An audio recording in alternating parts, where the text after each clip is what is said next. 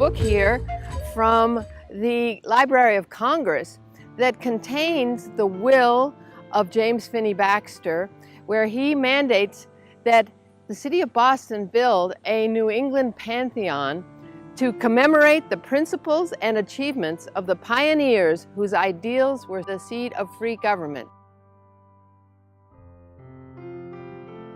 I am the 9th or 10th generation from the great state of Maine. And the Baxters of Maine are well known there because they were pioneers as politicians coming from their hearts in office. They championed the earth, the animals, the women, and the water in office. James Phinney Baxter as mayor of Portland 6 times and one of the major philanthropists of the state of Maine who gifted the state of Maine libraries and parks and all manner of things. And Percival Proctor Baxter, his son, who was governor of Maine and who gave Mount Katahdin and 200,000 acres to the people of Maine to be held forever wild. They gave away their fortunes to the people of Maine, whom they loved.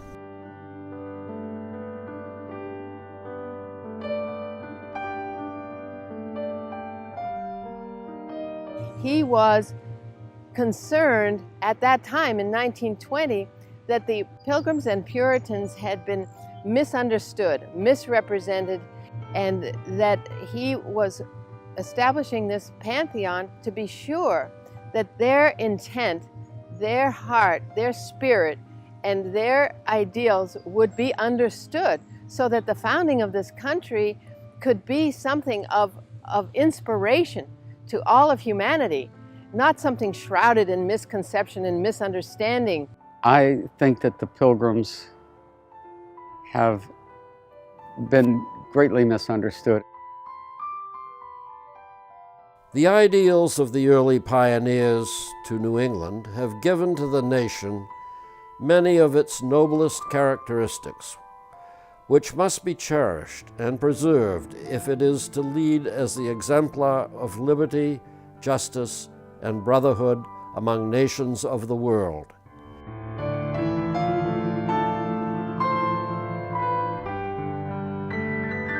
We have reached a period when our high hopes for the future welfare of this country may fail of fruition. If those ideals are not immutable, an ideal like all men, all people are created equal, if that is an eternal verity, then we should honor it and respect it in all people. However, if it is not, then you can manipulate what that means until it means nothing.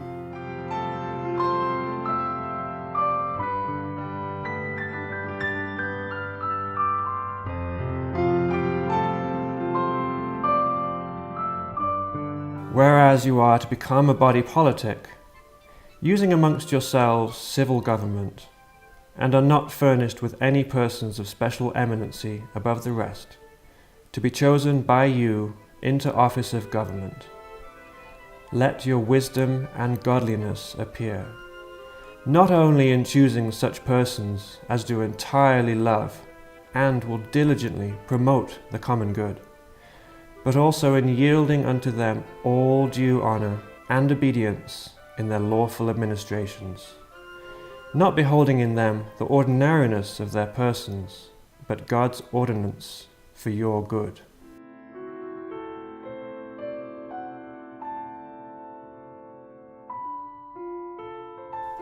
We must be knit together in this work as one man. We must entertain each other in brotherly affection. We must be willing to abridge ourselves of our superfluities for the supply of others' necessities. We must uphold the familiar commerce together in all meekness, gentleness, patience, and liberality. We must delight in each other, make others' conditions our own, rejoice together, mourn together, labor and suffer together, always having before our eyes our commission and community in the work, our community as members of the same body. So shall we keep the unity of the Spirit in the bond of peace. For we must consider that we shall be as a city upon a hill. The eyes of all people are upon us.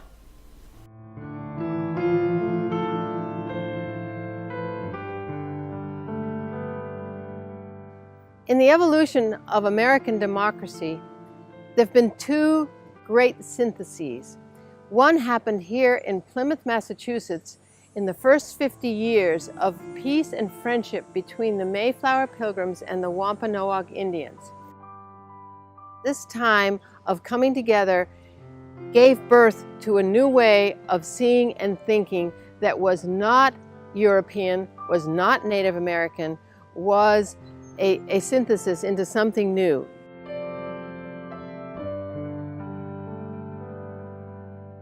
The first synthesis of European and indigenous thinking occurred during the extraordinary half-century of peace and friendship at Plymouth Plantation, during which the Pilgrim separatists, who defied the King of England and sought political and religious freedom, shared a spiritual connection with the Native Americans they encountered and considered them equal under English law.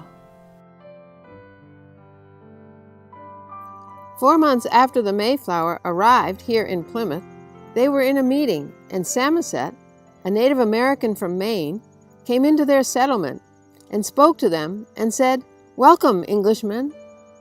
Shortly after that, they met with Massasoit, the Pokanoket sachem, with whom they created a peace treaty that was to last 54 years.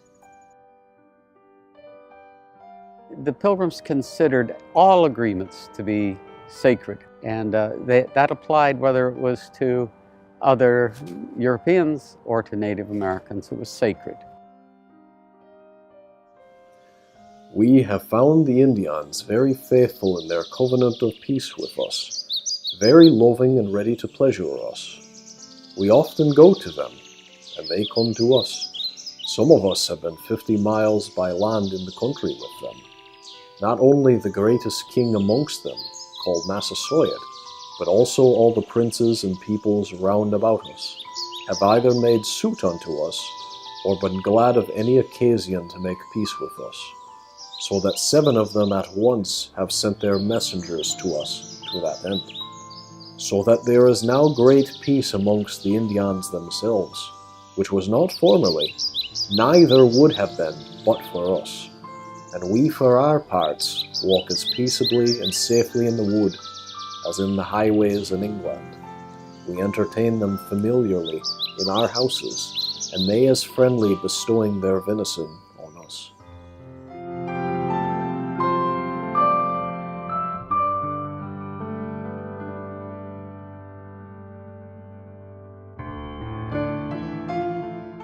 In 1675, Metacom's rebellion, also known as King Philip's War, terminated the half-century of peace and friendship established by treaty in 1621.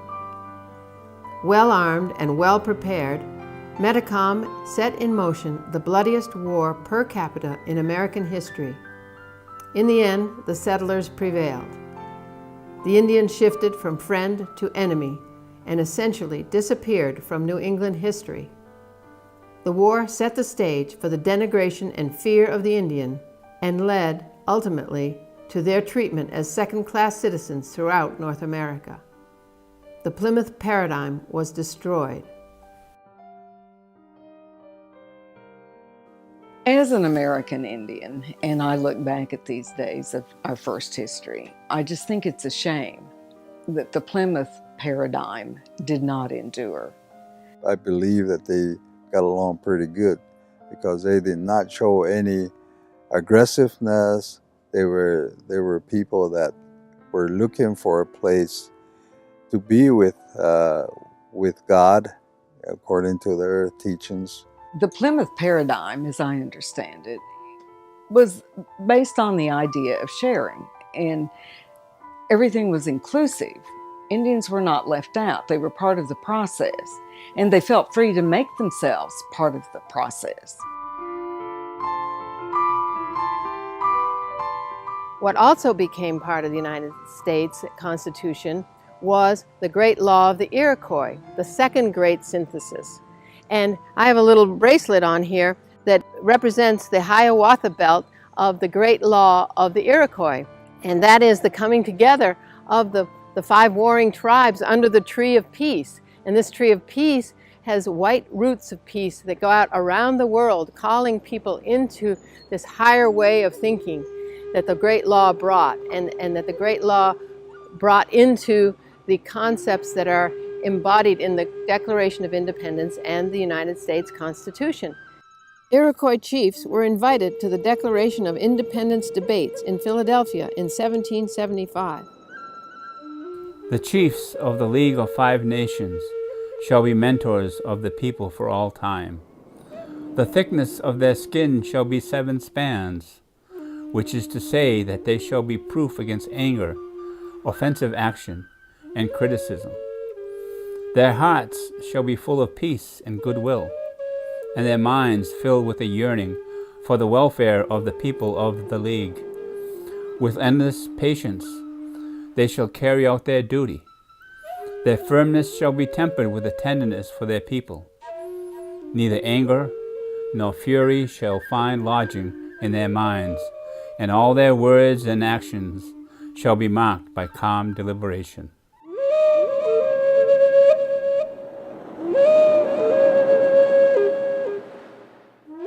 You have to remember that for 150 years prior to the Revolution, European settlers had been living in America. And in addition to assimilating the different European cultures into a different American culture, they had also assimilated the Native American thought process and had become much more naturalistic, so that by the time the Revolution came around, there was indeed a true American character, which is really very different from the European character and spirit. James Phinney Baxter had a vision for humanity, that we were capable of operating according to our higher conscience, and that a government that would nurture the flowering of the individual's gifts and talents and dreams and desires was his dream. And it was also the dream of the founders of America, the Mayflower Pilgrims, who brought these principles and ideals here, as well as the Puritans and others who came to early New England, who met with the Native Americans who embodied these ideals, and our other founders, the 1776 drafters of the Declaration of Independence and the United States Constitution. They had this dream for humanity.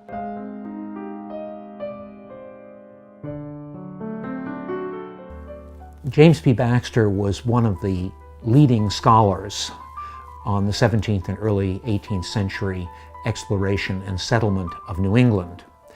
This was a passion of his that he expressed not only with deep and extensive research in original records and visits to historic sites here in New England, but also frequent trips to Europe and particularly to England, where he did extensive research in the period English archives.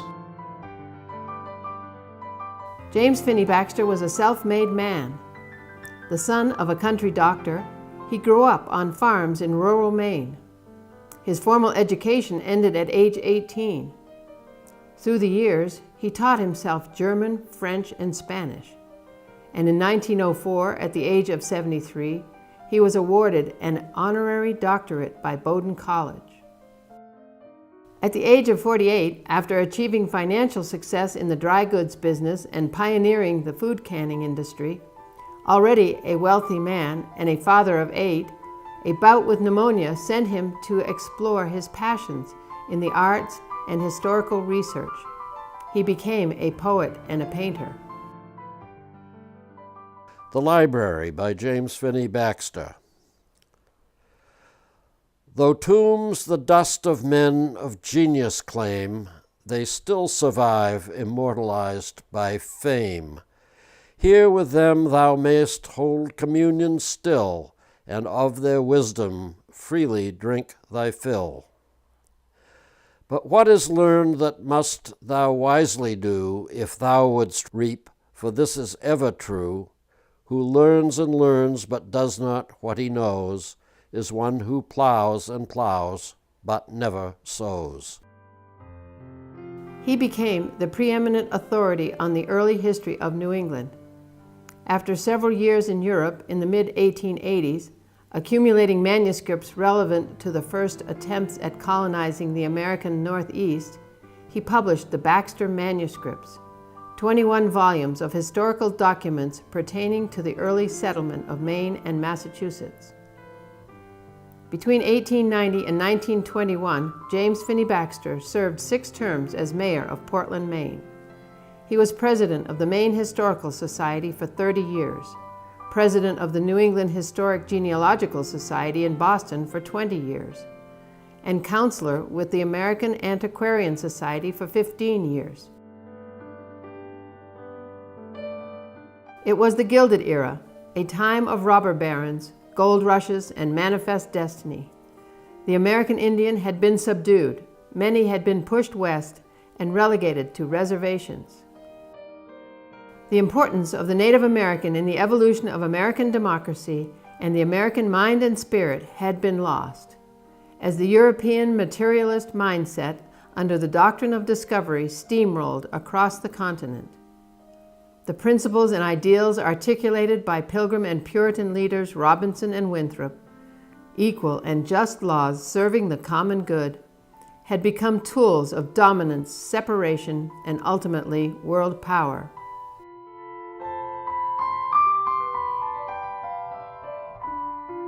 In 1846, a young transcendentalist and abolitionist refused to pay his poll tax. Henry David Thoreau spent a night in jail for this offense and subsequently wrote the treatise Civil Disobedience. Thoreau was a rational mystic who saw humanity's potential to operate from his higher conscience with reverence for the natural world, freedom to challenge a government gone astray, and the ability to actualize the ideals of liberty, equality, and justice for all. In 1901, Theodore Roosevelt, a privileged member of the ruling class, was elected president. He fought the monopolies that were running the country. As a progressive, he used the power of government to regulate big business, protect workers and the environment, and clean up corrupt politics. He highlighted the immense importance of nature to the human spirit with the establishment of the national parks system. In the 1700s, 1800s, and 1900s, it was believed that the American Indian had no religion, no redeeming characteristics. Edward S. Curtis was a friend of Roosevelt's and was funded by J.P. Morgan.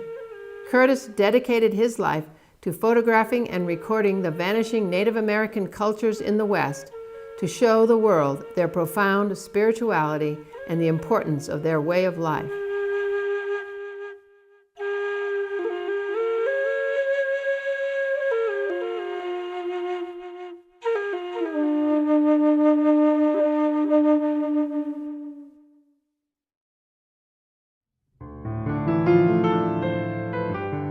In the 1830s, Nathaniel Hawthorne's Scarlet Letter portrayed the Puritans as heartless bigots whose strict religious views were law.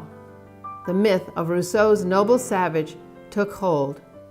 Washington Irving in Philip of Poconoket, Howard Zinn in The People's History of the United States, and others have continued the trend to the present day. By 1920, the 300th anniversary of the landing of the Mayflower, sentiment in the United States had shifted. Rather than hold high the lofty ideals of the Pilgrims and the Puritans, they were seen as intolerant, rigid, and hateful. The coming of the white man had been recast as an invasion of materialism, displacing a romanticized indigenous culture living in balance with each other and their environment. New England history and the origin story of the United States is now a morass of misinformation, revisionist history, distorted oral history, opinion, guilt, anger, shame, and blame. James Phinney Baxter saw a vital need to keep the historical facts and the ideals of the vision that became the United States available to the population, incoming immigrants as well as descendants of the first comers. He thought a bricks and mortar building would preserve the principles and ideals that animated the early settlers. He believed that by the year 2020, his bequest would have reached $1 million, and a foundation would have been laid for such an edifice, a New England Pantheon. When Percival P. Baxter died in 1969, his will included a provision that the city of Boston was to receive $200,000 to be added to whatever funds his father had given to create the New England Pantheon.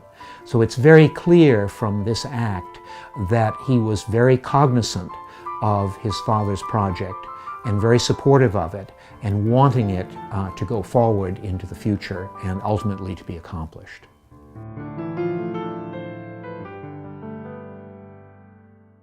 The 1960s brought resistance to the emptiness and materialism of the status quo and an interest in the spiritual ways of the Native Americans and the civil rights of the African American. I have a dream that my 4 little children will one day live in a nation where they will not be judged by the color of their skin, but by the content of their character. I have a dream today.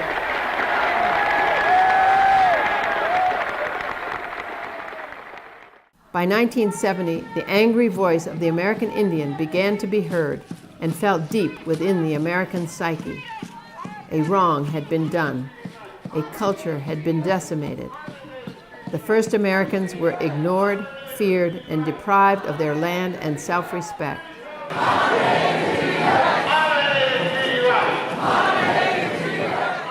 Rather than liberty, equality, and justice, the corruption of the principles and ideals of the founders of New England and those of the Native Americans they encountered, by money, power, and progress had prevailed and continues to prevail today. The United States struggles to be proud of its founders and the promises we made in the freedom documents of the United States, the Mayflower Compact, the Declaration of Independence, the United States Constitution, and the Emancipation Proclamation. But that pride is tarnished by our inability to live up to these promises. The United States has lost its self-respect and the respect of the world. We're making this sacrifice on behalf of those that don't have a voice, the silent nation, the animals and the trees and the land and the water.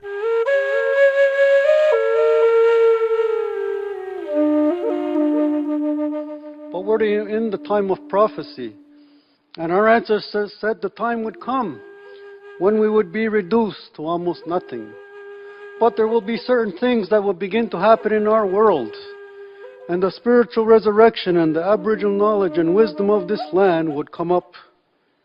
And we would help our brothers and sisters to understand who they are, where do they come from, why are they here, and where are we going when we leave this place.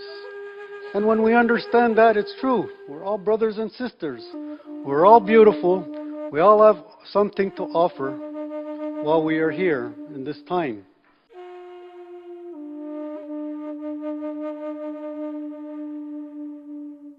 There is an opportunity now, at the 400th anniversary of the landing of the Mayflower, and in 2030, the 400th anniversary of the founding of Boston. It is time to move forward. It is time to take the inspiration of the intercultural syntheses of the first 50 years of peace and friendship modeled by Plymouth Colony and the melding of the great law of the Iroquois into the Constitution to the next level. It is time to respect, honor, and understand the American Indian point of view and way of life. It is time to welcome the visionary Indian to the table through an open-hearted and open-minded invitation to sit in council together and explore how we are going to realize the principles and ideals so treasured by the founders of this nation, by James Phinney Baxter and his son Percival, by the American Indian, and by all people who dream of bringing universal liberty, equality, and justice from the realm of possibility into actualization. It is time for a third great synthesis.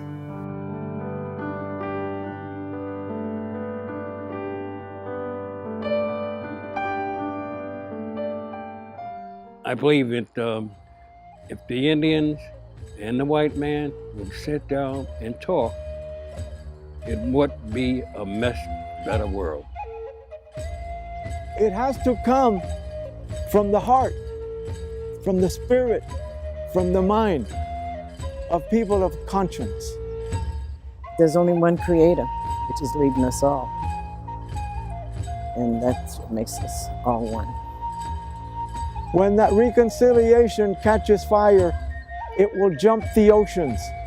We do have to take care of Mother Earth and clean up our ways and respect one another and love one another. That's all it takes. See the day, because it starts with you and it starts with me, and it has begun this moment, and nothing will stop it, because this sacred spirit fire wants to heal the entire human race, and it shall be done.